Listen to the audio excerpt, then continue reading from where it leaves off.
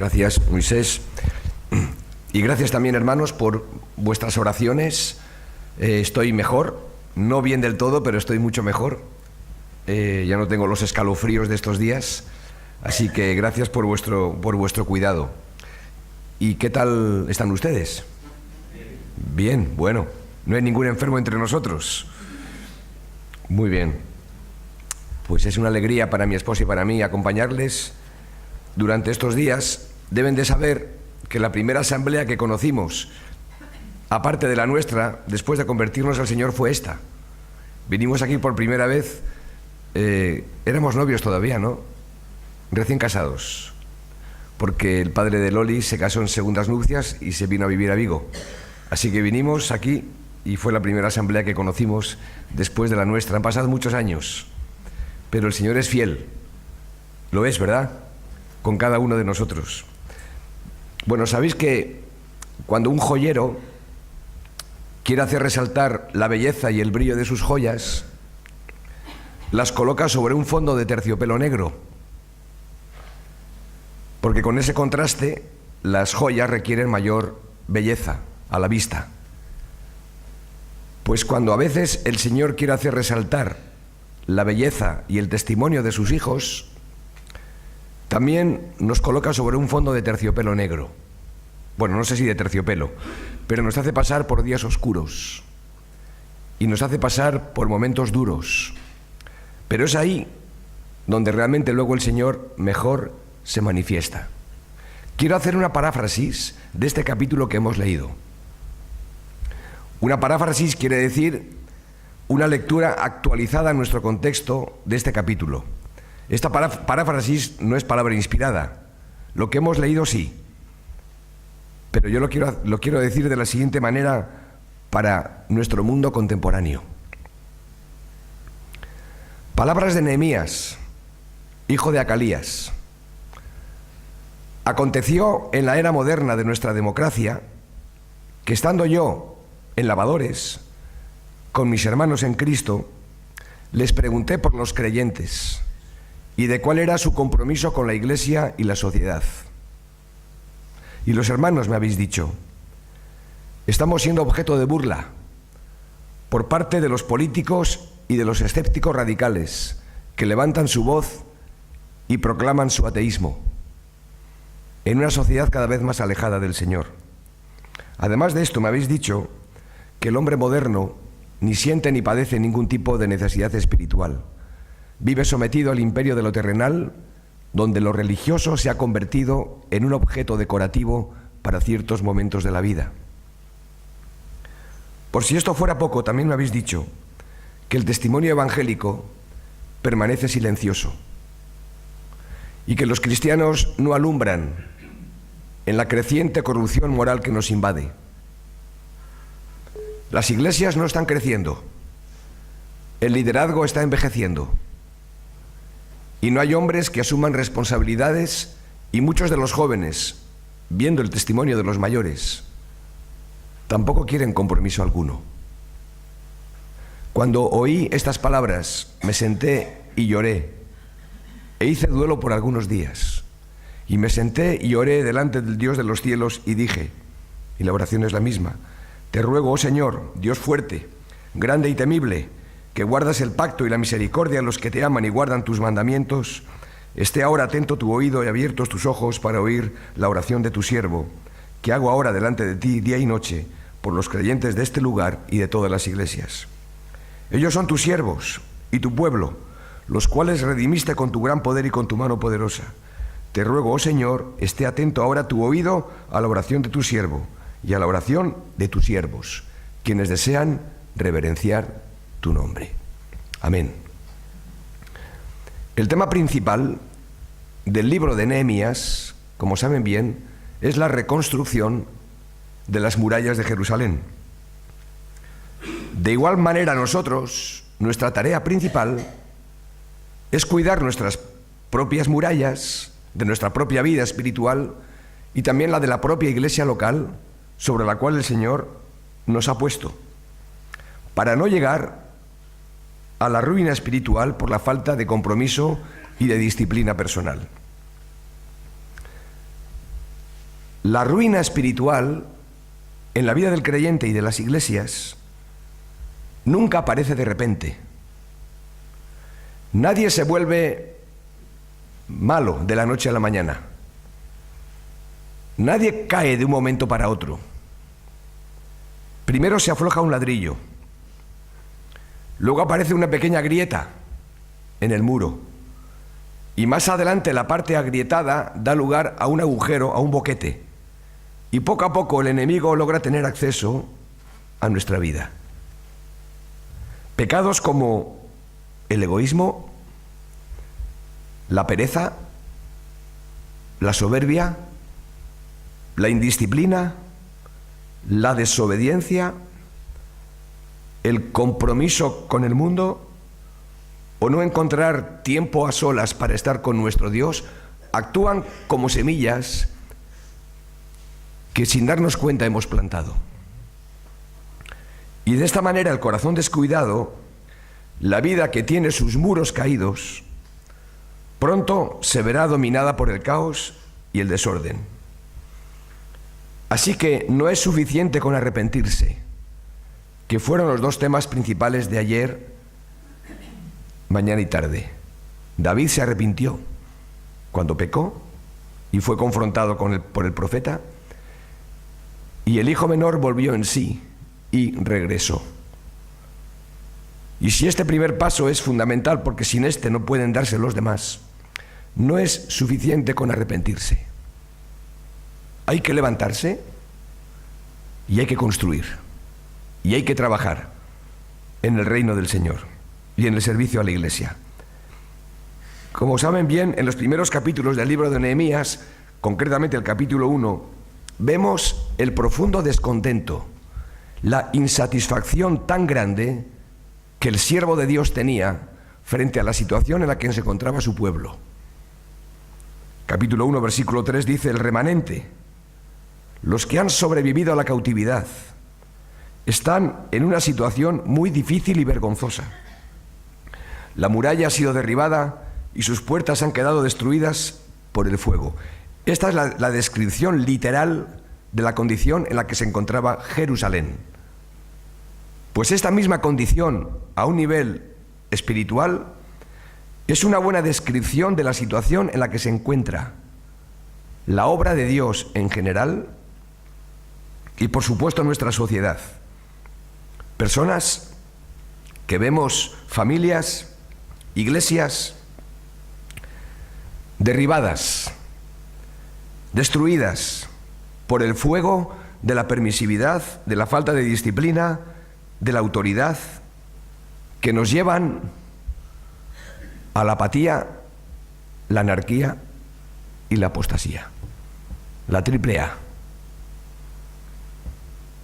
Nehemías fue llamado a construir el muro, como nosotros hemos sido llamados también a trabajar y a construir el muro de nuestra vida, de nuestra iglesia. Nehemías fue llamado a construir el muro, pero primero tuvo que llorar encima de sus ruinas. Y fue esa oración y esas oraciones que encontramos en el capítulo 1 que hemos leído,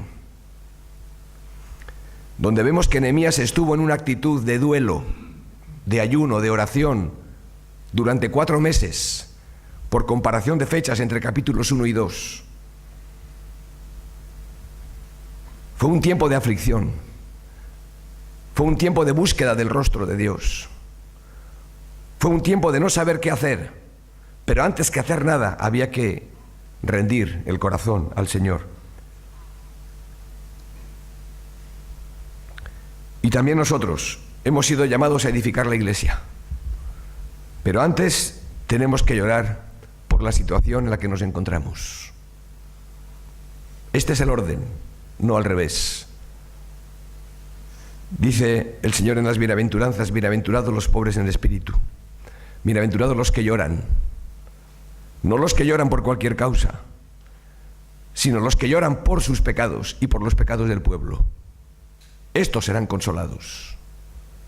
Así que antes que trabajar, tenemos que gemir, tenemos que llorar, porque motivos tenemos para hacerlo.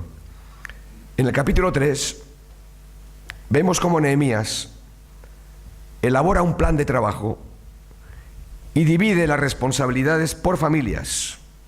Qué bonito es ese capítulo 3 de Nehemías, aunque nos aburren ver tantos nombres y tantas familias, pero por favor leámoslo, porque vemos que cada familia tiene una parte que hacer en el muro, todos ocupados en la obra del Señor. Era necesaria pues el compromiso y la colaboración de todos para poder llevar adelante la obra. A pesar de la buena marcha, sin embargo, y de la buena organización y del buen ánimo, algunos se negaron a colaborar. Esto siempre ha pasado y seguirá pasando. Pues la oposición no tarda en llegar cuando Dios se dispone a llevar su plan adelante. Y ya vamos entrando en el tema. ¿Cómo poder ser renovados y restaurados por el Señor en medio de la oposición? Que ahora vamos a ver de qué tipo es y cómo se presenta, con qué cara. Si vamos a Nehemías capítulo 2, por ejemplo,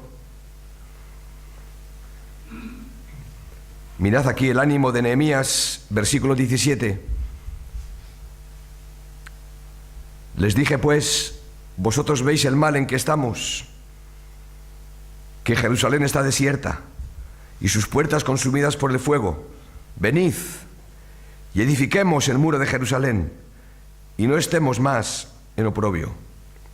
Entonces les declaré cómo la mano de mi Dios había sido buena sobre mí y asimismo las palabras que el rey me había dicho. Y dijeron, ¿por qué no lo decimos juntos? Y dijeron, levantémonos y edifiquemos. No, les estoy pidiendo que lo digan conmigo. Lo digo otra vez. Y dijeron, levantémonos y edifiquemos. Pues no he escuchado nada. Tercera vez. Y dijeron, levantémonos y edifiquemos. No me vayan a hacer a mí como le pasó a un famoso predicador, que cuando terminó de predicar el mensaje, todo el mundo le felicitó porque lo había hecho muy bien. Llega el domingo siguiente y va y predica el mismo mensaje.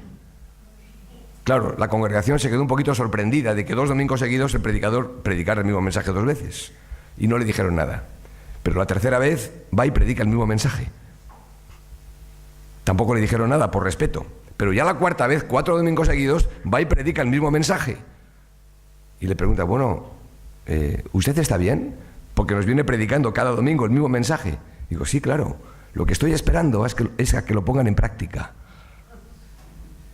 Es verdad, ¿no? Bueno, por cuarta vez, y terminamos, lo hemos hecho muy bien. Y dijeron, levantémonos y edifiquemos. Es muy importante que el pueblo sepa decir esto. Porque no hay mayor privilegio que estar ocupados en la obra del Señor. Dice, y así esforzaron sus manos para bien.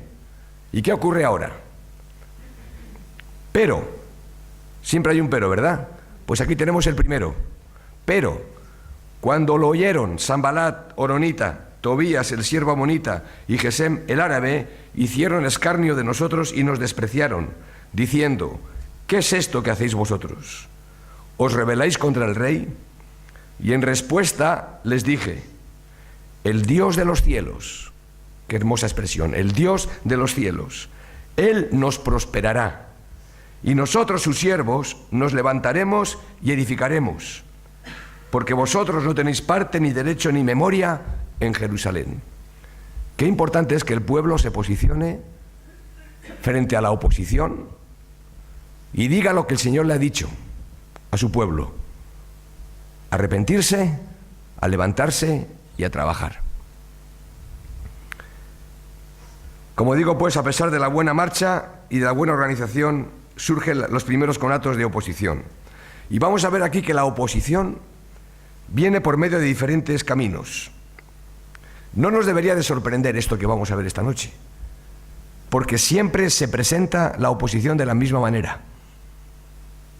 No nos deberíamos de sorprender cuando a veces experimentamos a nivel eclesial oposiciones como esta, porque se repiten con diferentes rostros, de diferentes formas. Los primeros problemas que surgieron fueron externos. Es decir, el primer enemigo o el primer camino de oposición vino del exterior, en concreto por parte de los vecinos de Israel, que se oponían al trabajo de reconstrucción y que querían frenar el proyecto. Siempre los problemas vienen de fuera, en un primer momento. Vamos al capítulo 4, por favor.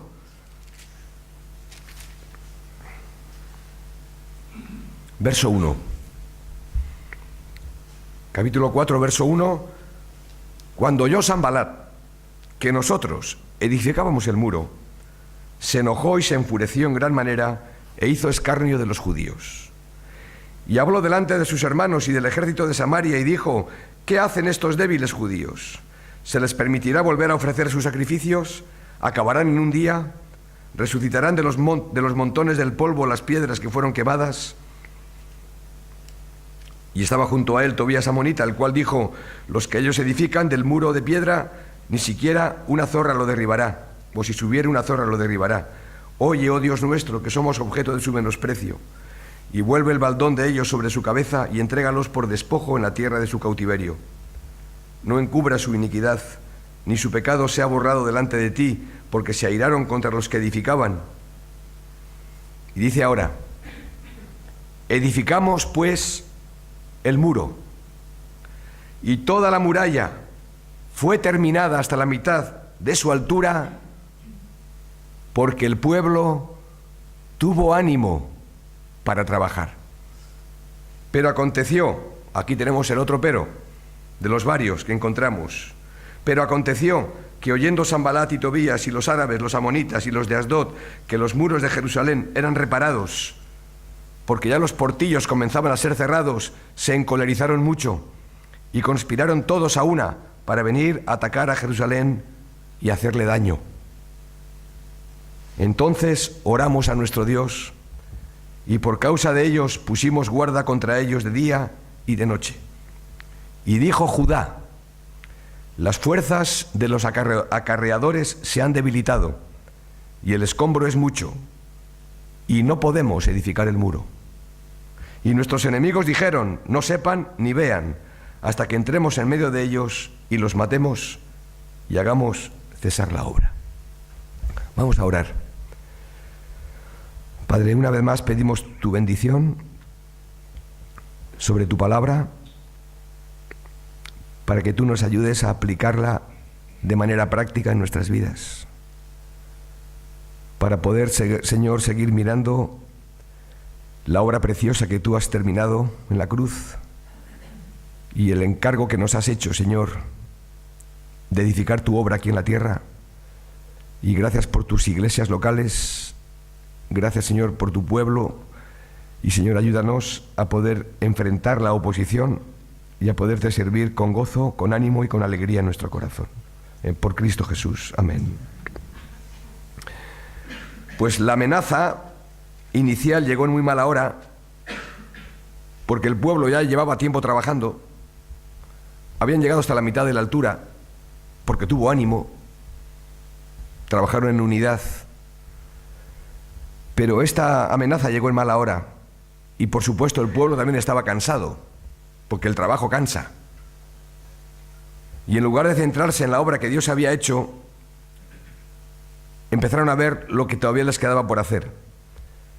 Y vamos a ver esto enseguida con detalle. Si el primer ataque fue externo, el segundo ataque fue interno.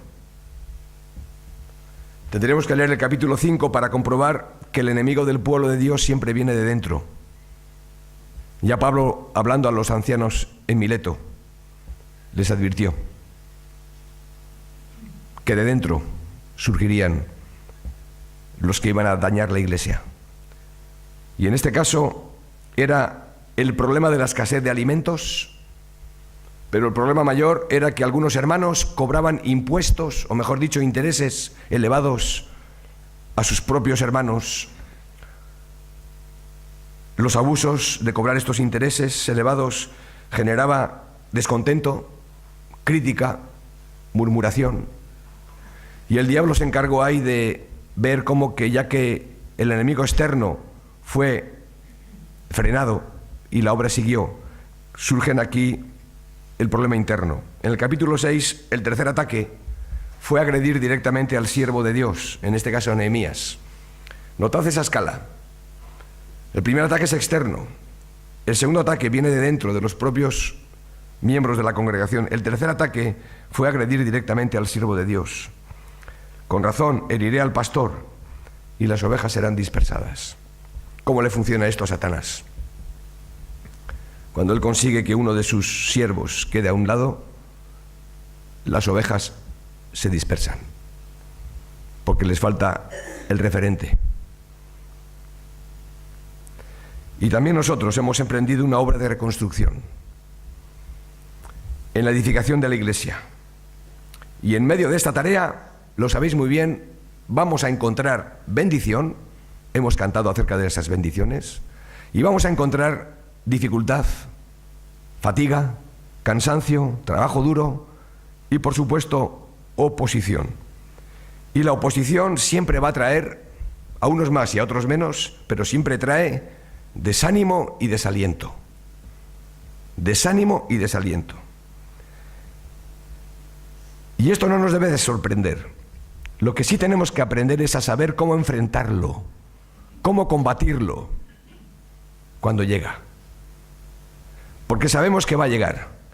Cuando queremos hacer la voluntad de Dios, necesariamente la oposición va a ser inevitable, porque hay una batalla espiritual. Es la iglesia del Señor. Esto no es una organización, no es una empresa, es la obra de Dios. Vamos a ver algunas causas del desánimo, porque están muy claras, dibujadas aquí en la Escritura. Y luego vamos a ver, porque también están muy claras, la forma en cómo las enfrentamos, estas causas del desánimo. Nos centramos en el capítulo 4, a partir del versículo 10. Las causas del desánimo. En primer lugar, vemos una pérdida de fuerza. Dice el verso 10, y dijo el pueblo, Judá, las fuerzas de los que trabajaban, de los acarreadores, de los que cargaban las piedras, se han debilitado. Y lo primero que vemos aquí es que el pueblo comienza a debilitarse. No siente ya las fuerzas que tenía antes. Y las fuerzas se han debilitado. ¿Durante cuánto tiempo habían estado construyendo el muro? El versículo 6 nos dice que habían llegado ya hasta la mitad de su altura. O sea que habían hecho la parte más difícil, porque los principios son siempre difíciles. Habían llegado hasta la mitad, les faltaba la otra mitad, pero esa primera mitad fue la más difícil, porque no fue fácil empezar, y nunca es fácil empezar una obra. ¿Cuántos años lleváis aquí? 58. Más, pensando en otro lugar. No es fácil empezar una obra, pero tampoco es fácil que con el tiempo permanezca. Habían llegado hasta la mitad de la altura, y la novedad de haber empezado algo se había terminado. Qué ilusión, qué emoción, qué entusiasmo al principio, pero después la cosa fue decayendo.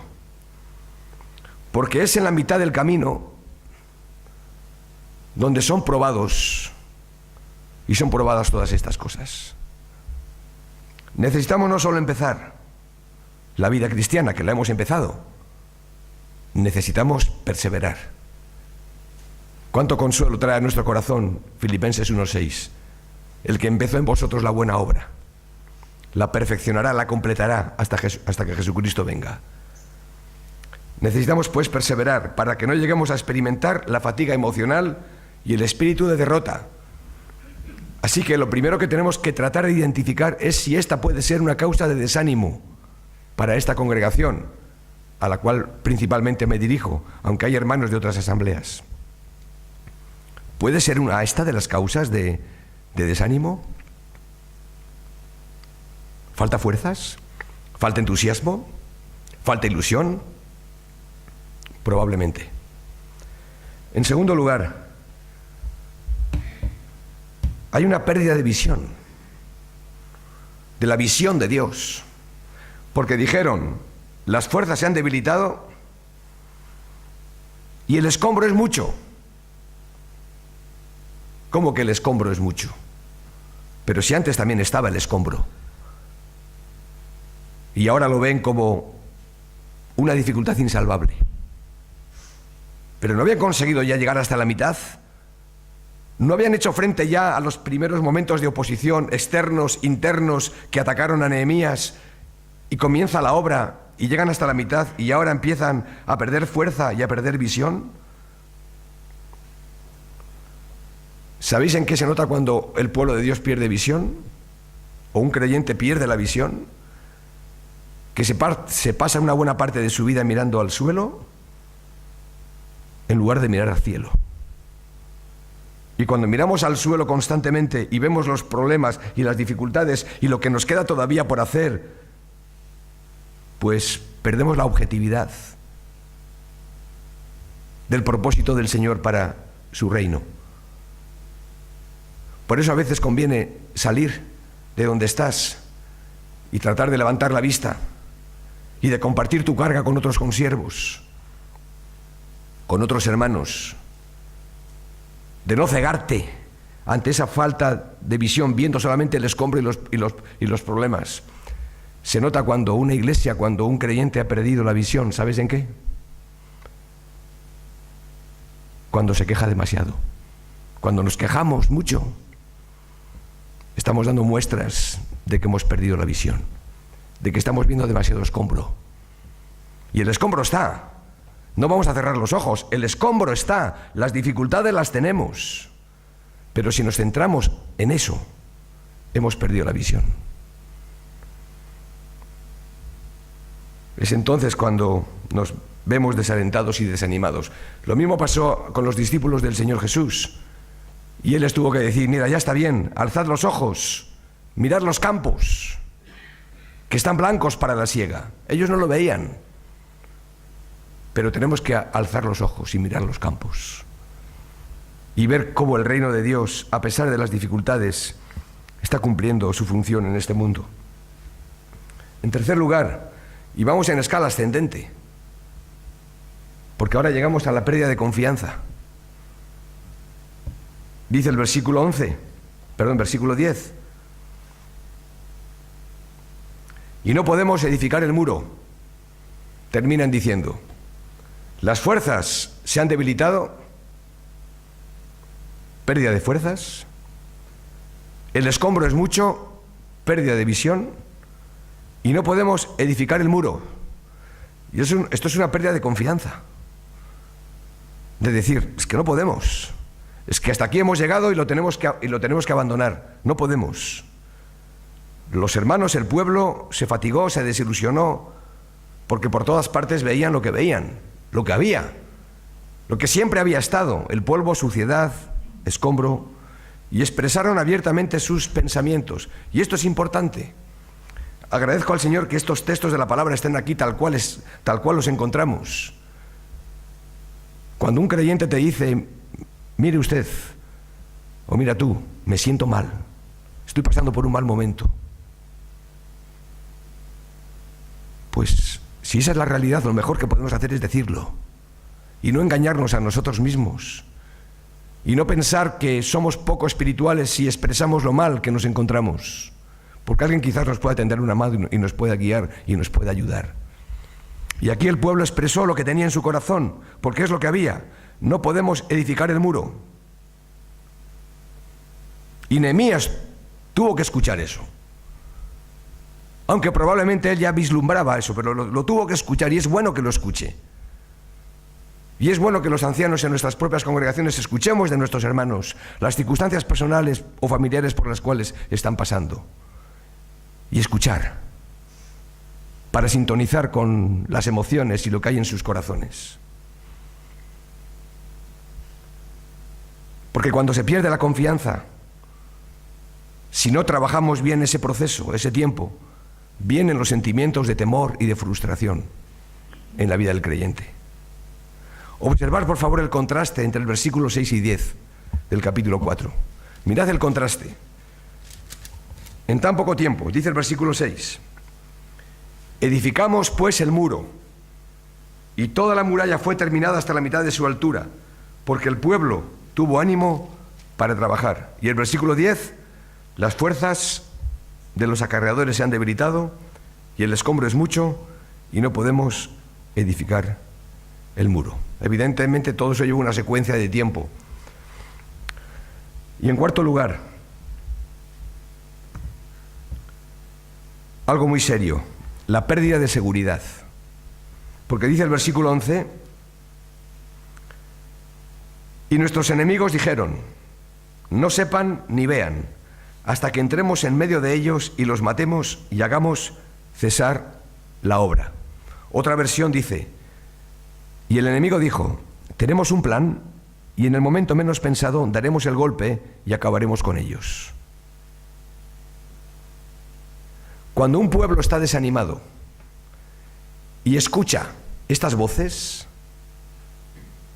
estas amenazas, que cuando está animado es capaz de enfrentarlas, como Nehemías lo hizo en el capítulo 2, que vosotros no tenéis parte en todo esto, entonces el pueblo le cunde el pánico, el miedo. Dice, ¿y será verdad que vendrán a por nosotros? Porque estaban ya en tremenda debilidad. Falta, pues, o pérdida de seguridad. Si os dais cuenta, hermanos, en la vida cristiana y en la obra del Señor, muchas veces pasamos por estas mismas etapas. Sí, pasamos por estas mismas etapas, a nivel matrimonial, a nivel personal, a nivel familiar, como congregación. Quizás estamos, sería el caso de algunos aquí, en la mitad del camino, o ya estamos al final del camino. El caso es que cuando comenzamos este camino de la vida cristiana, ¿cómo lo comenzamos? Con emoción, con entusiasmo. Yo tengo aquí a Ana, que está delante, y que no hace mucho que conoció al Señor. Y hablas con ella, y tendrá sus luchas. Las tienes, ¿no? Pero está reflejando lo que ha sido cada una de nuestras vidas. Lo que es conocer al Señor, lo que es entender la vida cristiana, lo que es empezar a caminar. Y tenemos que tener cuidado cuando llegamos a la mitad. Si estamos estudiando una carrera universitaria, pues empezar no es fácil, pero se empieza. Pero generalmente a mitad del camino entran las dificultades. En el matrimonio, ¿qué os voy a contar? Que la luna de miel, por favor, que no se convierta en ninguno de nosotros en una luna de hiel, sino que siga siendo luna de miel, diferente a la primera vez. Pero que no perdamos el vigor, la belleza, la alegría de cómo comenzamos todas estas cosas. Y por supuesto en la obra del Señor. Quiero imaginar a aquellos primeros creyentes que abrieron este punto de testimonio. ¿Estabais aquí vosotros en aquella? Estaba el hermano Josué, ¿no? Sí, que antes le decía a Moisés que a Josué lo conocimos personalmente cuando éramos recién convertidos, cuando vinimos aquí la primera vez, porque había una hermana en nuestra iglesia, Isabel Bouzas, que era de esta congregación, y que murió con 100 años, la hermana Isabel. Y con Josué tuvimos alguna conversación. Pues cuando se comenzó la obra aquí, pues los primeros obreros, pioneros, ancianos, pues estarían con toda la fuerza, con todas las ganas. ¿Cómo podemos hacer frente a estas pérdidas? Porque lo primero que tenemos que hacer es reconocerlas. Sí. Lo primero que tenemos que hacer es reconocer que en mayor o menor medida cada uno sabe su historia, pero cada uno conoce la realidad de su iglesia. En mayor o menor medida hemos perdido fuerza. Porque si no la hubiéramos perdido, probablemente este local estaría lleno. Aunque la obra es de Dios y el fruto lo da Él. Hemos perdido visión. Porque cuando uno tiene visión siempre está pensando en nuevos proyectos. Y no se contenta con simplemente lo que tiene. Y hemos perdido visión. Y posiblemente hemos perdido confianza en nosotros mismos y quizás en el poder de la palabra de Dios. Y hemos perdido también la seguridad. No que no estemos seguros de lo que creemos, claro que estamos seguros de lo que creemos, pero llegan los miedos, los temores, de no saber muy bien cómo llevar todo esto hacia adelante. Y el primer paso es reconocer, como vimos ayer por la mañana y por la tarde, reconocer nuestra necesidad. Sí, porque es en base a eso, como aquí lo expresa el pueblo, que ahora vemos cómo el Señor responde, cómo el Señor sale al paso, y qué es lo que debemos de hacer también nosotros para enfrentar la oposición, sea externa, interna, y para poder ver cómo recuperar lo que hemos perdido.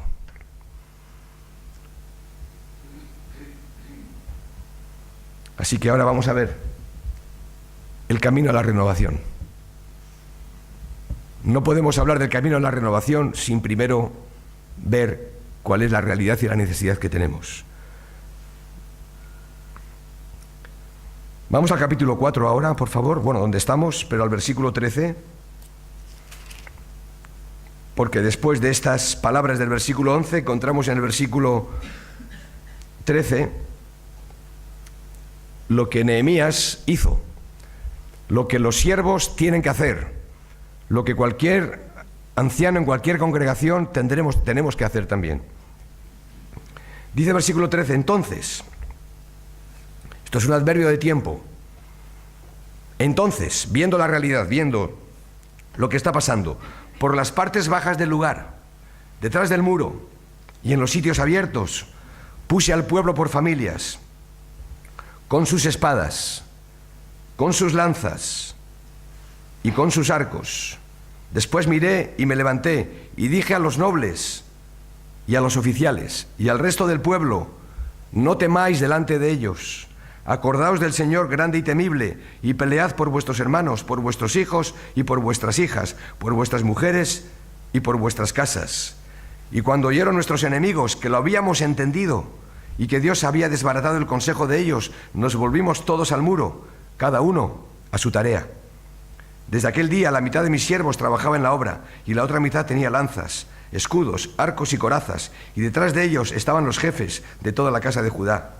Los que edificaban en el muro, los que acarreaban y los que cargaban, con una mano trabajaban en la obra y con la otra tenían la espada. Porque los que edificaban, cada uno tenía su espada ceñida a sus lomos, y así edificaban, y el que tocaba la trompeta estaba junto a mí. Y dije a los nobles y a los oficiales y al resto del pueblo, la obra es grande y extensa, y nosotros estamos apartados en el muro, lejos unos de otros.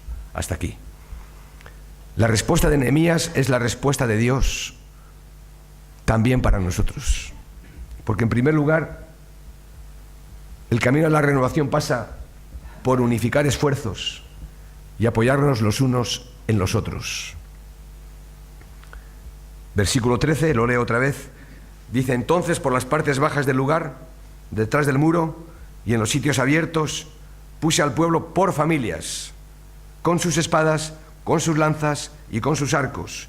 Y verso 19, y dije a los nobles y a los oficiales y al resto del pueblo, la obra es grande y extensa, y nosotros estamos apartados en el muro, lejos unos de otros. Así que Nehemías tuvo aquí que cambiar algunas cosas. Todo el mundo estaba ocupado, todo el mundo estaba trabajando, pero estaban lejos unos de otros. Entonces lo que hizo fue animarlos a unificar esfuerzos y apoyarse los unos a los otros. ¿Cuál es la lección para nosotros aquí?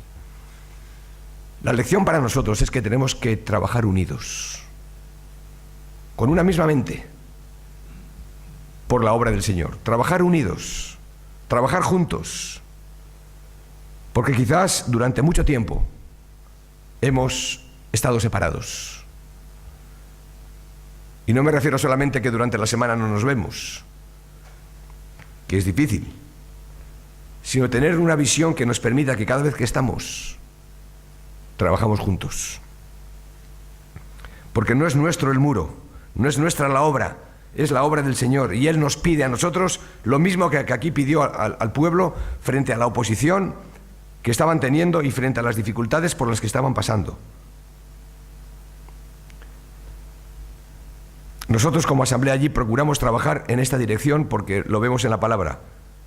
Primero, los ancianos, en círculos concéntricos, tenemos que buscarnos y buscar al Señor juntos, en oración, ver las necesidades de la congregación y pensar cómo cubrirlas.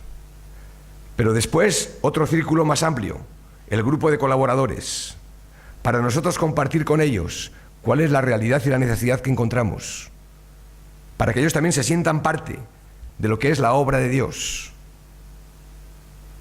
Esto es más que simplemente abrir la puerta el domingo a la mañana y tener los cultos. Es un trabajar desde atrás, en la visión de la Iglesia. Primero los ancianos, el equipo pastoral, después un equipo ministerial más amplio, el grupo de colaboradores. Y cuando hay un sentir claro entre los ancianos y los colaboradores, se transmite este corazón y esta pasión a la Iglesia. Y decir, hermanos, vemos esta realidad, esta necesidad y vemos estas posibilidades. Vamos juntos en esta dirección. Queremos establecer una obra nueva en Tolosa, porque no hay iglesia, nunca ha habido iglesia evangélica en Tolosa. Un pueblo del interior de 20.000 habitantes. Y tenemos el corazón puesto en Azpeitia, la cuna de la Contrarreforma, una población grande, no hay obra. Pero no se trata de que los ancianos decidamos si vamos allí o no. Se trata de ver si la iglesia, como tal, como iglesia, con los ancianos delante, vamos allí. Esto requiere pasar tiempo juntos. Esto requiere compartir con la asamblea por qué estamos donde estamos y qué dificultades tenemos y cómo podemos hacer frente. Y no estamos aquí para criticarnos allí, me refiero a la asamblea unos a otros. Estamos aquí para buscar soluciones, porque estamos luchando con un mismo enemigo y el enemigo no somos nosotros. Tenemos que luchar juntos. Así que tenemos que unificar esfuerzos y apoyarnos los unos a los otros. ¿Por qué si no se repite tantas veces en el Nuevo Testamento? Los unos a los otros. Animaos, exhortaos los unos a los otros. Constantemente, los unos a los otros. Pero otra vez, este mundo individualista nos ha hecho mucho daño. Y los creyentes en las iglesias piensan que los ancianos lo tienen que hacer todo. Craso error. La función de los ancianos, hasta donde yo he sido enseñado, y lo encuentro en la palabra, Efesios capítulo 4, 11 en adelante, capacitando a los santos para la obra del ministerio, para la edificación del cuerpo de Cristo. Los ancianos tenemos que pastorear, por supuesto, apacentar la grey de Dios, sin duda. Tenemos que enseñar, dar buena palabra, buen alimento, por supuesto. Pero la iglesia tiene una función pastoral. La iglesia tiene una función pastoral. Y nos tenemos que cuidar unos a otros. Cuando un hermano, allí en San Sebastián, llega a la congregación, mejor dicho, un hermano, una persona, o un hermano, que a veces llegan, ¿quién va a cuidar de esa persona? ¿Los ancianos? No. Bueno, los ancianos también, pero en primera instancia no. ¿Quién trajo a esa persona a la capilla? Ah, pues fulanito. Ah, pues menganita. Pues ¿sabes qué? Tú vas a cuidar de esta persona. A un nivel. Cuando ella no venga o él no venga, quizás los ancianos no nos vamos a dar cuenta. Llámale, búscale. Que esa persona tiene un problema serio, vale. Nosotros salimos al paso y tratamos de cuidarla. Pero a un nivel básico y fundamental tenemos una labor pastoral, todos, que hacer. ¿Estamos haciendo esa labor? Pues es muy importante, porque todo contribuye a unificar esfuerzos y a trabajar unidos los unos con los otros. Y probablemente la parte más importante para hacer frente a esta pérdida tan grande de fuerzas, de visión, de confianza y de seguridad, tiene que ver con dirigir nuestra atención hacia el Señor, nuestra mirada hacia el Señor. Dice el versículo 14 del capítulo 4. Después miré y me levanté y dije a los nobles y a los oficiales, está hablando de los responsables, y al resto del pueblo, no temáis delante de ellos, acordaos del Señor, grande y temible, y pelead por vuestros hermanos, por vuestros hijos, por vuestras hijas, por vuestras mujeres y por vuestras casas. Me emociona mucho ese texto. Porque Nehemías está diciendo cuál es la única alternativa que nos queda. ¿Qué nos tenemos que acordar del Señor? ¿Qué hemos olvidado pues del Señor? ¿Por qué les dice, acordaos del Señor, grande y temible, que es la oración que emplea Nehemías en el capítulo 1 que hemos leído antes? Mirad, Nehemías tiene un concepto de Dios tan elevado que le permite hablar al pueblo de esta manera. Acordaos del Señor. Esta es la expresión que quisiera subrayar. ¿Qué es lo que nos tenemos que acordar del Señor? ¿Acaso no lo sabemos ya? ¿Todo de lo que Él ha hecho por nosotros? Acordaos del Señor. Pues algo tan sencillo como esto, cuando pasamos por circunstancias tan adversas y difíciles, francamente nos olvidamos del Señor. Y si no nos olvidamos del Señor, parece que nos olvidamos de lo que Él ha hecho en el pasado. ¿Os dais cuenta qué capacidad tenemos de olvidar las cosas? Como alguien ha dicho muy bien, ¿por qué si no tenemos cada primer día de la semana el recordatorio, el hacer en memoria de nuestro Señor la cena? Porque somos olvidadizos. Dice, acordaos del Señor. ¿Y qué pasó?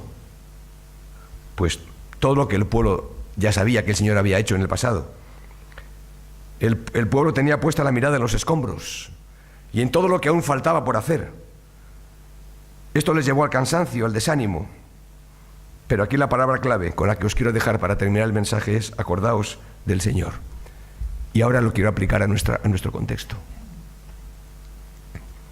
Acuérdate, querido hermano y querida hermana, de la cruz. De la cruz. Del significado de la obra de Cristo. Porque la cruz nos enseña que las cosas no son lo que parecen.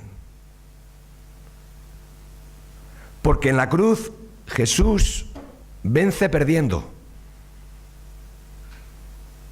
y nos eleva haciéndonos descender primero. El que se humilla será ensalzado. En su reino, en el reino de Dios, en el reino de nuestro amado Salvador, los grandes son los pequeños.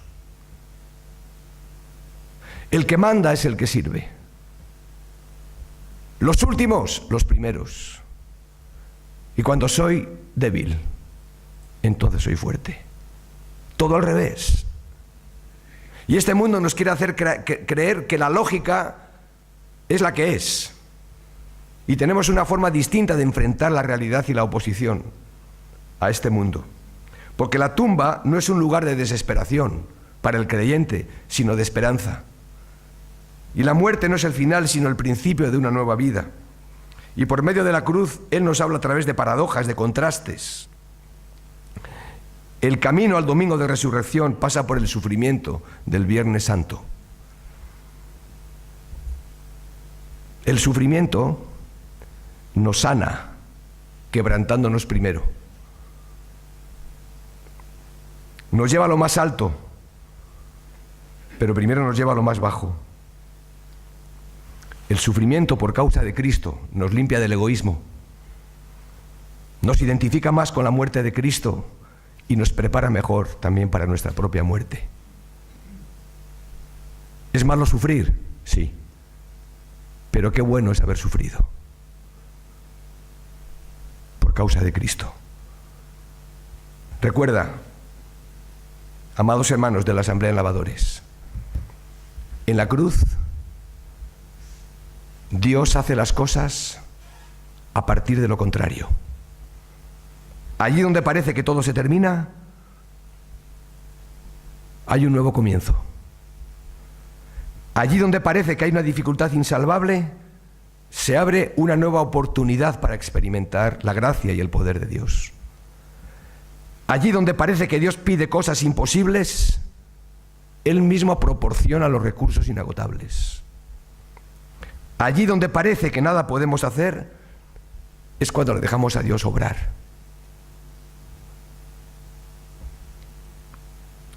Algo testimonial, y con esto concluyo.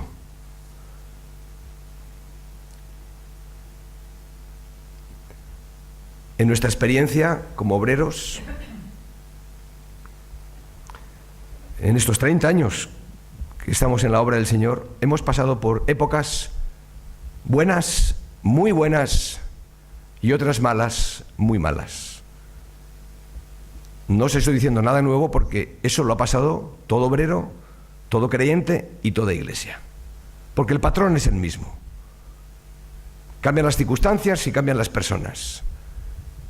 Pero los principios son los mismos. Y todos llegaremos a experimentar esa pérdida que hemos visto aquí. Solamente por deciros algo. Al finalizar el año 2006 fallece mi madre, que por cierto mi madre se convirtió al Señor y se bautizó con 76 años, juntamente con nuestra hija mayor. Así que madre y abuela se bautizaron juntas. Y aunque fue la persona que más se opuso al Evangelio cuando nos convertimos, Loli y yo, fue la persona que después más nos ayudó y nos apoyó en el ministerio. En el 2006 fallece mi madre. 6 meses después, un grupo de hermanos de la congregación nos dejan y se marchan para comenzar una obra nueva. La iglesia quedó tocada. 6 meses más tarde, a mí me diagnostican un cáncer de riñón del que tuve que ser operado de urgencias. 6 meses después, el Ayuntamiento de San Sebastián nos envía una carta exigiéndonos una licencia de actividad sin la cual no pudimos realizar nuestras actividades en la iglesia. Durante 2 días tuvimos la capilla precintada y nuestro primer culto de oración lo tuvimos en la plaza. La experiencia vuestra y de cada uno de vosotros habrá sido diferente, pero las oposiciones y las dificultades se repiten por igual a lo largo del tiempo. Y tenemos que hacer básicamente 2 cosas, a la luz del pasaje que hoy hemos considerado. Nada de estar separados y alejados. Tenemos que trabajar juntos. Sin esto no será posible continuar bien la obra. Pero para que podamos trabajar juntos, unidos, en un mismo sentir, nos tenemos que acordar del Señor y de lo que Él hizo a nuestro favor.